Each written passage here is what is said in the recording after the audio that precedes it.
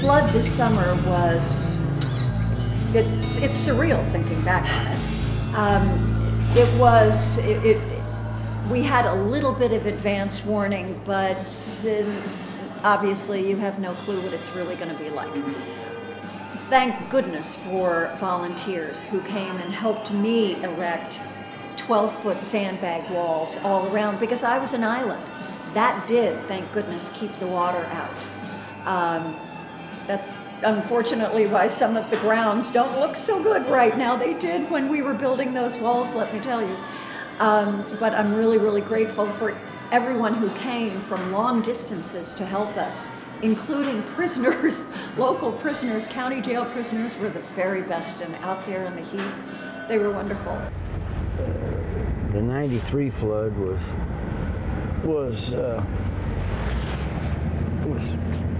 bad, but this one was definitely worse. And very lucky, basically, to have the amount of people that come here and helped all the volunteers. It was something to be seen.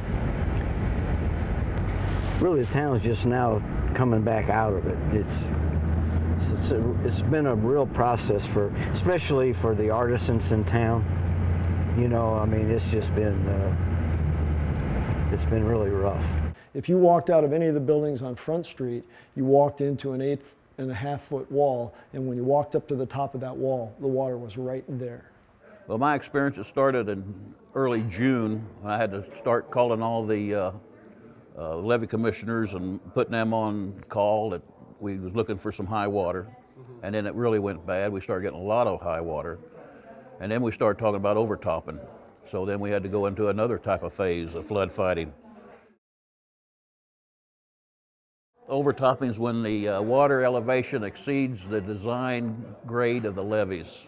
Okay. And we never had a real breach. All of our damage was from overtopping. During the flood of 2008, I was signed as the Corps of Engineers liaison to the state of Missouri in their emergency management agency state headquarters in Jefferson City, Missouri. My job was to help coordinate efforts at the state level to provide support and to deal with the flood as it unfolded and created and caused issues from the state level, pushing support, materials, manpower, anything needed to help fight the flood to the front lines. That was my job during the flood of 2008. My name is Joanne Smiley, and I am the mayor of Clarksville at this time. This summer, early in the summer, I began to hear from the Corps of Engineers and people north of us in the Iowa area that the flooding there was going to become severe, was becoming severe, and was in fact severe, and they kept me apprised. The Corps of Engineers was very good to make sure that I knew and then was able to pass on to the rest of the community what was happening and to what degree it was happening.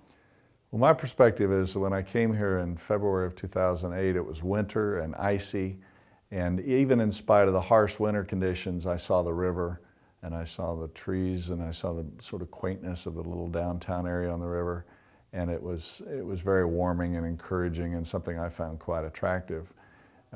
Over the next couple of months, we did the initial work that we've talked about. We sort of analyzed our own feasibility for what could happen here. We started approaching people.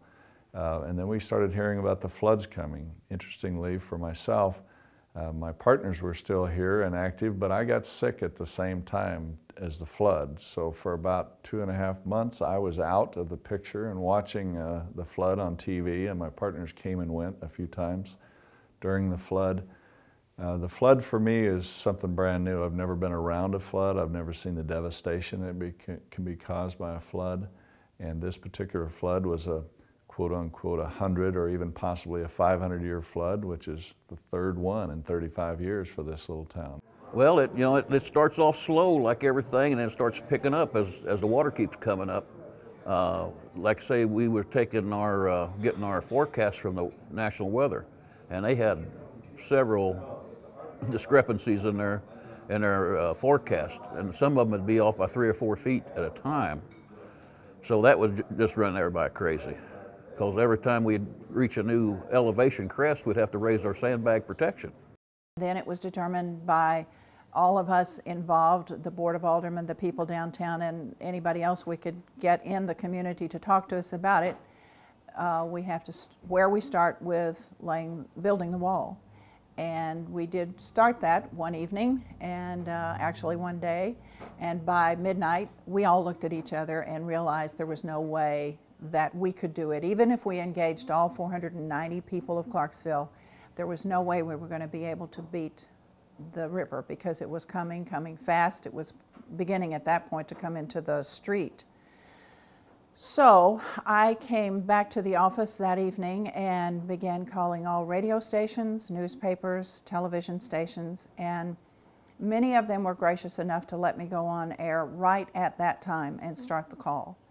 And I called our Pike County people who are involved with disasters and so on and so forth, and made calls to people whose cards I had who said, if you ever need something, call. I called them all.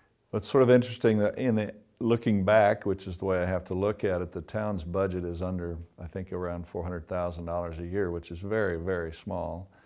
And the flood itself, apart from all the cost to individuals and businesses, cost the town apparently somewhere over $550,000. So it's like a year and a half of the town's entire budget gone in a period of a couple of months.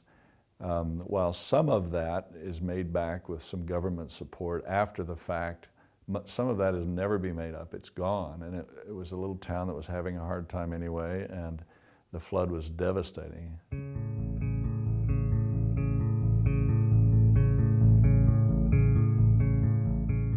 This is my Tara, this is my home, and I really believe in this area. I've sunk a lot of my time and funds in this effort.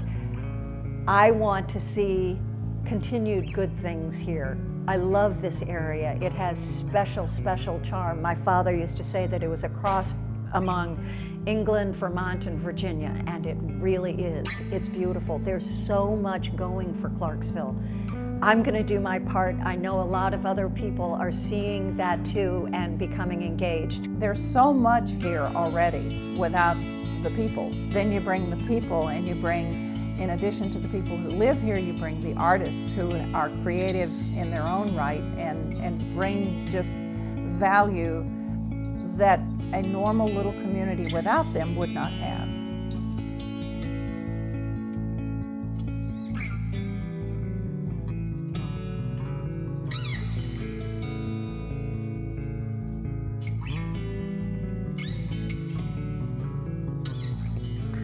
The majesty of the bird itself is just uncanny if you have not seen it before. When we first came here, my husband and I would go down to the park and we would stand there and see them flying, and it was just incredible. But then we'd turn and see one sitting close in a tree, and to see that bird up close, there's just some majesty that's there that's real.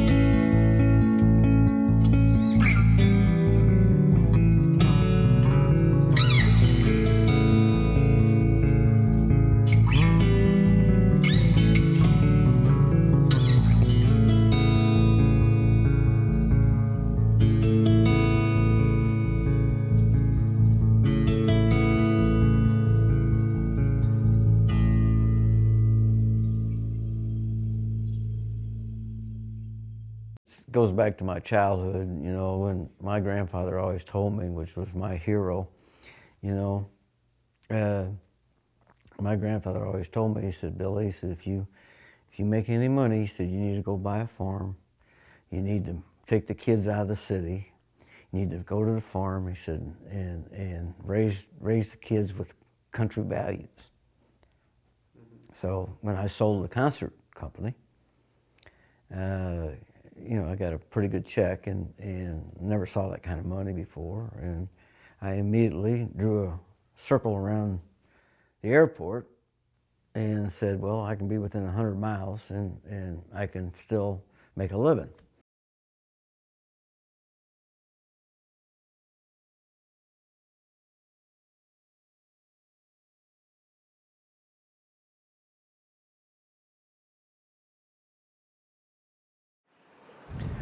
So it's going to be a real educational thing for people, and we want to do something natural. At one time they had animals setting up in here. Well, you can't do that anymore, you know. And yeah, they had a deer and maybe a couple deer, and they had some other stuff, goats running up and down and all that kind of stuff. We're really going to make this a first-class operation, and we're going to try to do it with a lot of foresight. And we're going to try to put some walking trails in here. We're going to do some nature trails, and we're going to try to do some bike trails in here, mountain bike trails. We're going to put some zip lines in here. So we got something for everybody. Recently, we have engaged with Community Growth Resources, CGR, and that engagement came about as a result of having conferenced with a variety of companies and entities that do master planning, and learning from them that they don't do that without being paid.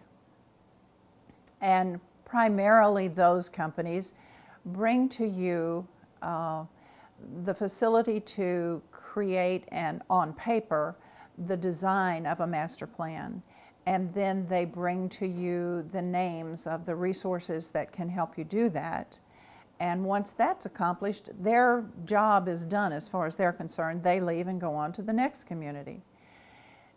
In this case, what I heard from and learned from these people who make up Community Growth Resources, that they not only wanted to take those first steps to help you dream and then help you design and get the information from the community as best they could as to what the community wanted, but they wanted then to help you get the resources, not only the people, the names of companies, but the money through grants and so on and so forth. But they were willing to help us then facilitate it. And that to me was the magic word, because I know that in a community of this size where we don't have those resources available to us, we have to have the helping hand. Well, I have two partners in this venture. One is a planner and architect, Randy Johnston, and the other one is a political and grant writer kind of person, Joe Bannister. And together, we bring a package. We all three have very different personalities. We come at development and planning from very different perspectives. So if we introduce ourselves to a community, we're often, one of us is usually more endorsed by some personalities than the other. And then together we present an interesting combination for people to consider. We do planning in a very different way. We plan with the normal zoning and density uses, and then we add to that tax districting and other things that are useful from the state that we're working in. And then finally we actually create a business plan to attract investment, particularly a business driver that we think would be perpetual. Our effort in Clarksville is to help them develop infrastructure to the degree that they could attract what we consider environmentally friendly industry. What we hope will happen, and what the master plan is being designed for, is to make life better for the people who live in Clarksville, work in Clarksville, have businesses here.